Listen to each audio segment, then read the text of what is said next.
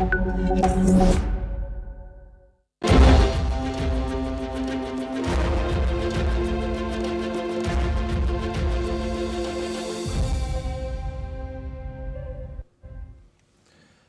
and welcome, I'm Thomas Porteous and you're watching the Africa Brief on NewsX World. Let's take a look at some of the top stories this hour. UN Chief Antonio Guterres has urged an immediate end to hostilities in Sudan after reports that RSF forces shot dead more than 460 people inside El Fasher's Saudi maternity hospital. The WHO says the facility's last functioning hospital was hit 4 times this month, with patients executed and medics abducted.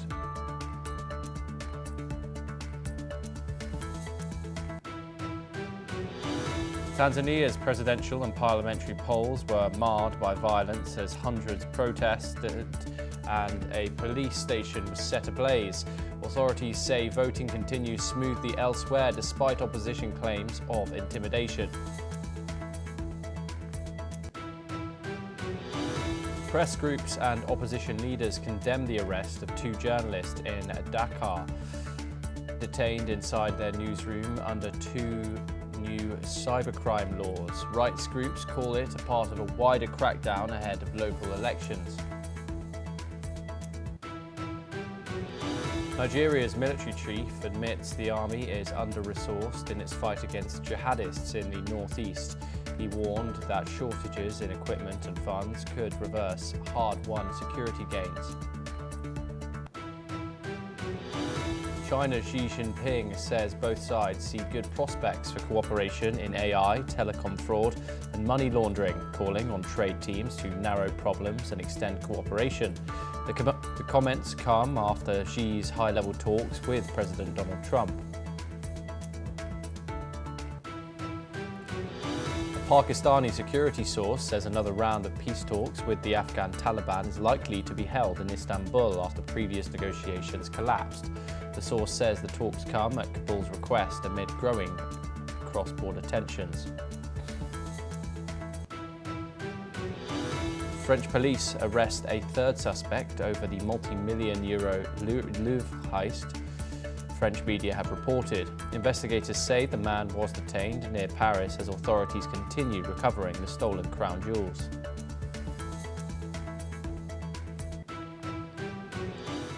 After the mass killings at Sudan Hospital, the UN chief Antonio Guterres has called for an immediate end to military escalation. Sudan's military forces reportedly killed 460 people, including patients at a hospital, after they seized the provincial capital of North Darfur. The RSF's leader, General Mohammed Hamdan, known as Hamedi, admitted there had been abuses by his forces in his first comments since the fall of El Fasher, posted on Wednesday on Telegram. Dagalo said an investigation had been opened without providing further details. Civilians who made it out of El Fasher have reported being stripped of belongings and extorted for ransom by RSF fighters, with many women reporting being sexually assaulted.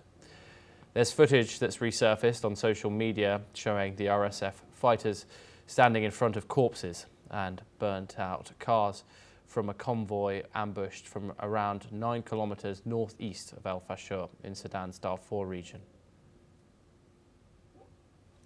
Okay, we're now joined by Ambassador Mahesh Sachdev. He's a former Indian ambassador and he joins us live from New Delhi.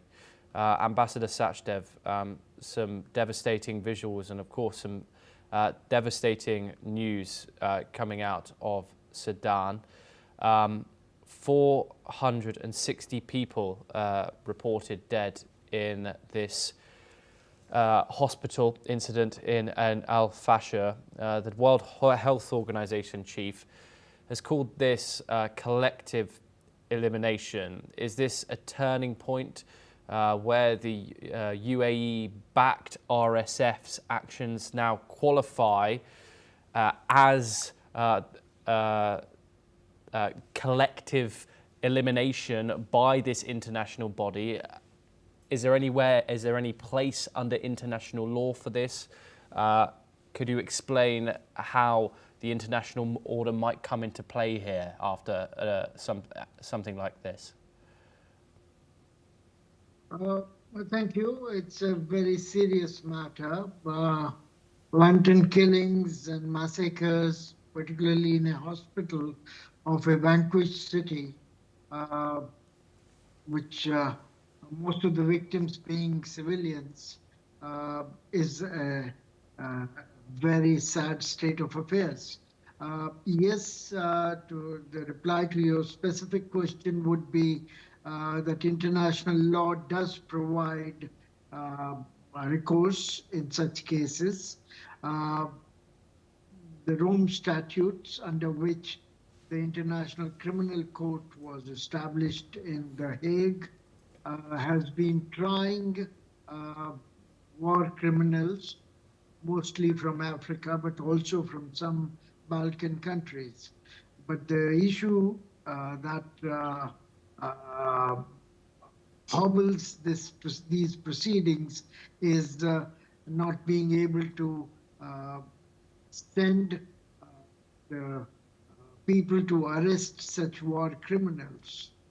They are at large till a government decides to hand them over. And not many governments are willing to do that. In this particular case, RSF remains a law to itself.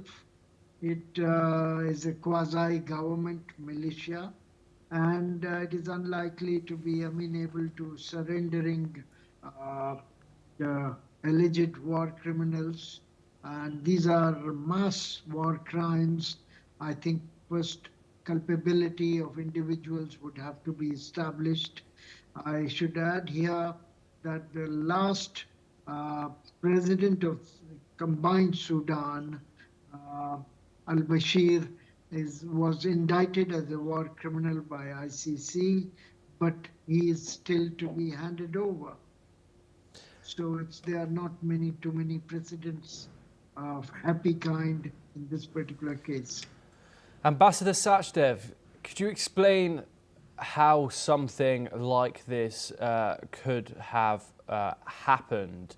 460 people killed in a hospital is significant. Is a hugely significant figure. Now the leader, General Mohammed Hamdan, has acknowledged that he, as himself has called abuses by his forces. How could such a thing be perpetrated by a force which is, by the way, funded by the United Arab Emirates? Well, let's go into the background a little bit. Darfur region has been a bit restive for nearly 25 years, since the turn of the century. And initially, the issue was between Black Africans and Arab Muslims that straddle that area. And the regime in Khartoum, run by General al-Bashir, had encouraged Janjaweed militia of Arab Muslims to launch a program against the Black African tribal groups in that area. Some of them were even Muslims. And this was in response to insurrection, and Sudan was in a state of civil war even then. So this Janjaweed militia was known for horrific massacres and human rights violations. Subsequently, in 2013, al-Bashir formalized Janjaweed into RSF, which is a Rapid Response Force. And that force became a militia parallel to the Sudan armed forces. And this force RSF does not have the proper military training and discipline to behave in a more organized manner. After nearly 18 months of siege over Al-Fasher, uh, where they have finally scored a victory and SAF forces have withdrawn. Now, the RSF cadres are hell-bent upon extracting revenge, as the reports seem to suggest, and they think everybody who stayed on in Al-Fasher for 15, 17 months is a party to SAF campaign to hold out in that area, and they want to punish them or expel them from their part of Darfur, which they now entirely control. As far as supervision is concerned, the area is landlocked. There are no, it's a semi-arid, partly desert area bordering Libya, Chad, and South Sudan, and Central African Republic. Rather remote, but rich in minerals, particularly gold, that has bankrolled RSF's campaign. So much of that gold gets transferred to Dubai, and where it is refined and sort of sold on the sly. So all that goes into making of RSF and financing its campaign, getting military equipment, etc. And this is something that is difficult to control. Yes, indeed. Thank you very much, Ambassador Sachdev, for providing such insight. It's always a pleasure. Do stay with us as we have further news updates coming in from Africa. When Tanzanians have gone to the polls in an election that President Samia Suluhu Hassan is expected to win after candidates from the two leading opposition parties were barred from standing. In addition to the presidential election, voters are choosing members of the country's 400-seat parliament and a president and lawmakers in the semi-autonomous Zanzibar archipelago. The vote is being held without the leading opposition party, Chadema, whose leader, Tundu Lissu, is on trial for treason, accusations which he has denied. The Electoral Commission disqualified Chadema in April after it refused to sign electoral code of conduct. Meanwhile, protests have erupted in the country, with demonstrators infuriated by the exclusion of the opposition parties from the presidential race. Police have fired gunshots and tear gas on protesters and have ordered an overnight curfew in Dar es Salaam, a city of more than 7 million people, and the internet access has remained disrupted across the country. We're now once again joined by Ambassador Sachdev. Ambassador, protests and arson on election day. How fragile is Tanzania's democracy right now? I think Tanzania was known for rather better governance than what has come out to be in this election. And particularly the president, Samia Suluhu Hassan, had undone much of the repression that his predecessors had put in place since she came to office in 2021. However, the current reports, if they are confirmed,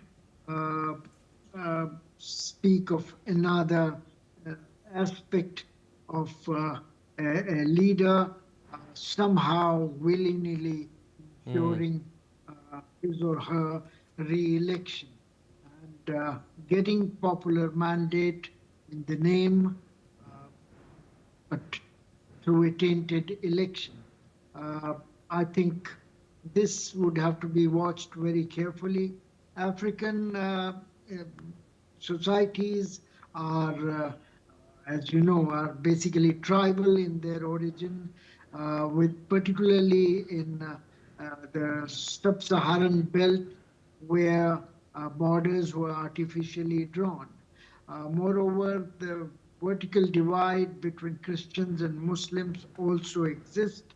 Uh, the current president is a Muslim, which are about 31% of Tanzania's population. The rest of them are Christians.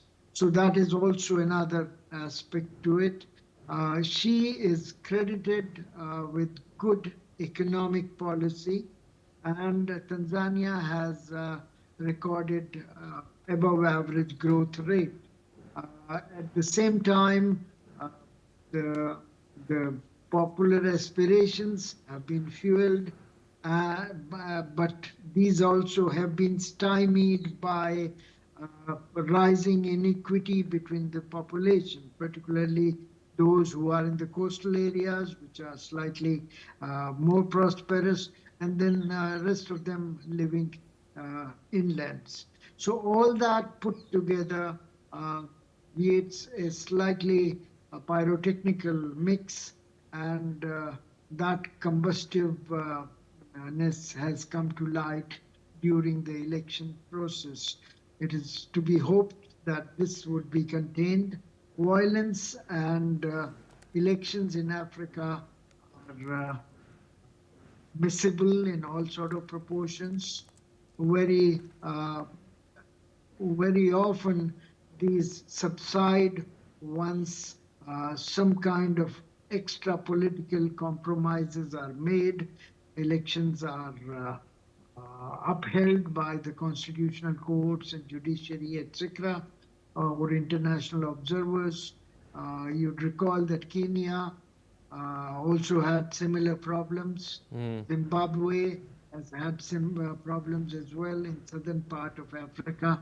Even South Africa's elections have been marred by disputes and uncertainty. So all told, let's watch this space and hope that this does not spiral out of control, taking a momentum of its own. And eventually, after the frustrations have been expressed and doubts about electoral authenticity have been gone through, the Constitutional Court or media or foreign observers, etc., would ratify the elections. It's a pity that the current incumbent was well poised to win anyway, but they seem to have, by denying two of her potential competitors access to elections, she has played into the hands of people who would like this to be contested, Yes. The results to be contested, and so on. Thank you. Yes, no, thank you, Ambassador Sachdev, and thank you very much for the comprehensive insight that you bring to the African continent. Thank you very much for the time. We now move on and some more news. In Senegal, the arrest of two journalists directly from their newsrooms have triggered widespread outrage and renewed debate over press freedom. Authorities detained Mamoua Nador Faye, the director, the television of 7 TV, after her station aired an interview with media mogul and government critic Mamdia Diagne, who is wanted by the police. Armed grenadiers stormed the studio mid-broadcast and cut the channel's signal. A similar raid took place at Studio Futures Media's, where its director, Babacar Fall, was arrested shortly after conducting a phone interview from Diagne in Paris. Media groups and colleagues have condemned the arrest as an assault on journalism. Let's in fact listen in to what the editor-in-chief of 7TV had to say. Maïmouna Ndour Faye a enregistré une émission avec Madiambal Diagne, qui a un mandat d'arrêt contre lui. L'émission a été prévue, la diffusion a été prévue à 21h30. Quand la diffusion a démarré, des gendarmes armés jusqu'aux dents sont arrivés, ils ont envahi les locaux de la télévision, ils ont accédé à la régie et ont demandé au régisseur d'arrêter la diffusion. Maïmouna était sorti, on lui a passé l'info, il est revenu et tout de suite, on l'a embarqué de force, sans mandat, sans convocation, pour après se retrouver, être placé en position de garde à vue. Oui, présentement, le signal a été coupé sur la TNT. Ça avait commencé hier soir. C'est revenu ce mercredi matin. On a poursuivi nos programmes. Mais entre-temps, ils ont reproduit le même scénario. Et donc là, présentement, au moment où nous parlons, le signal de la 7TV a été effectivement coupé. We're now joined by Dr. Satoru Nagao. He's a fellow at the Hudson Institute and he joins us live from Tokyo. Dr. Nagao, thank you for joining us. Of course, 2 journalists arrested inside the newsroom. What does that say about Senegal's democratic backslide under President Faye's government? Yes, this is a very unfortunate situation because when we check the history of Senegal, the election was fair and 3 times through the election they changed the government. So that's why in Africa there are many coups or there are many dictators, so do not respect the democracy. But in this Senegal, the Senegal was a typical country which respects democracies. Despite this, in the Senegal, this was the government policy to arrest the journalists has happened is quite unfortunate, and they should not do that, I think, because fair democracy in the Senegal is very simple, good democracy in Africa. So that's why if they try to change this situation, this means that the image of the Senegal drastically decline, I think. Yes, indeed. Dr. Nagao, do stay with us. We have another story from the African continent. Nigeria's top general says that the military does not have enough resources to win its war against jihadist groups and called on the country to strengthen its police force. Lieutenant General Ofemi Olude, tapped by President Bola Tinubu as the next Chief of Defence Staff, addressed the National Assembly in the capital Abuja as part of the Senate's screening process before his expected swearing in. Nigeria has been battling jihadists in its northeast since Boko Haram's uprising in 2009, in a conflict that has spilled across borders and created deadly splinter groups, including the rival Islamic State West Africa province. We are now once again joined by Dr. Nagao. Nigeria's top general says that Nigeria, one of the most powerful countries in the entire African continent, is lacking resources here. After 2 decades of war, how has the world's biggest anti-Boko Haram campaign reached a low point?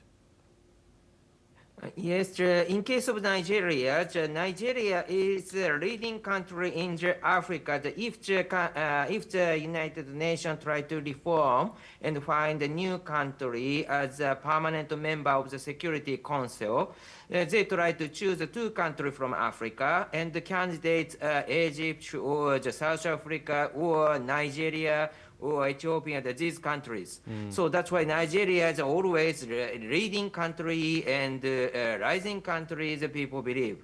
But at the same time, their northeastern regions has suffered Boko Haram's activity for a long time. And so this is not a recent issue. Indeed, for a long time, this has a continued issue and the weak point of Nigeria. And the problem is, yes, Nigeria's armed chief has already pointed out lack of resources to cracking down this. This is very important problem because recently the Boko Haram or Al-Qaeda-related terrorist attack create turmoil. After that, indeed, African government has changed through call, and army took the government, and after that, the Russian supported Wagner, support this new government instead of the France or other Western countries. That is indeed pattern in the Africa recently. So through this process, one by one, the Russia's influence is expanding. But if that kind of situation will reach Nigeria, because Nigeria is a leading country in Africa, it will affect strategically in the worldwide.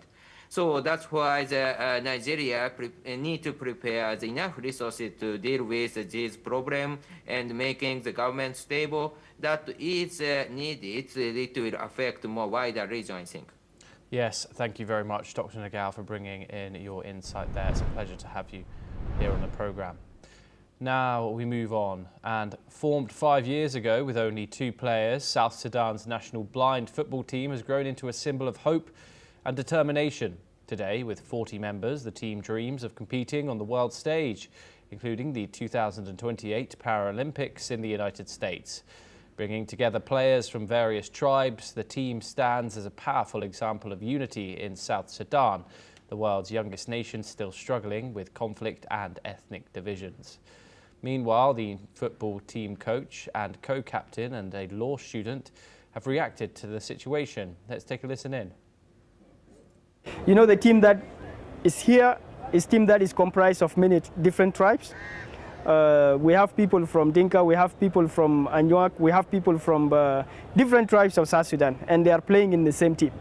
This is exactly what we want for the young people in South Sudan, not to involve themselves in anything that is harmful to their future. I am very proud because it is our first time as visually impaired players from South Sudan to represent South Sudan at international level. And not only that, but also is to tell the whole world that South Sudan also they got an inclusive sport, whereby no one should be left behind, regardless of disability that we have in the country. Today, just because most of the players are my hobbies and I'm patriotic, and they're also having the same disability with me, they are also blind, and I feel that if I see my fellow blinds in the field, I feel loved and I feel proud, and I think that the country and the world at large is really supporting and protecting people with visual impairment. Now we move on, and US President Donald Trump describes his meeting with China's leader Xi Jinping as a great success while speaking to reporters on board Air Force One. He also discusses the reduction of fentanyl-related tariffs, the resumption of nuclear weapons testing, the war in Ukraine, and the ways a deal was made on the supply of crucial rare earths. Trump added that the deal included China immediately buying tremendous amounts of soybeans and other farm products, a key issue for Trump's support in farm country and a point of leverage for Beijing. Neither leader made any public comments immediately after the talks, which lasted around an hour and 40 minutes. Let's take a listen in. Thank you all. It was a great success. It was a great honor. I mean, he's a tremendous leader of a very powerful country, and I give great respect to him, and we appreciate the fact that he came for this meeting. Thank you very much. I've agreed, as you know, I put a 20% tariff on China because of the fentanyl coming in, which is it's a big tariff. And based on his statements today, I reduced it by 10%, so it's 10% instead of 20%, effective immediately. Well, that's all we have time for on the Africa Brief. Keep watching NewsX World for more news updates from around the globe.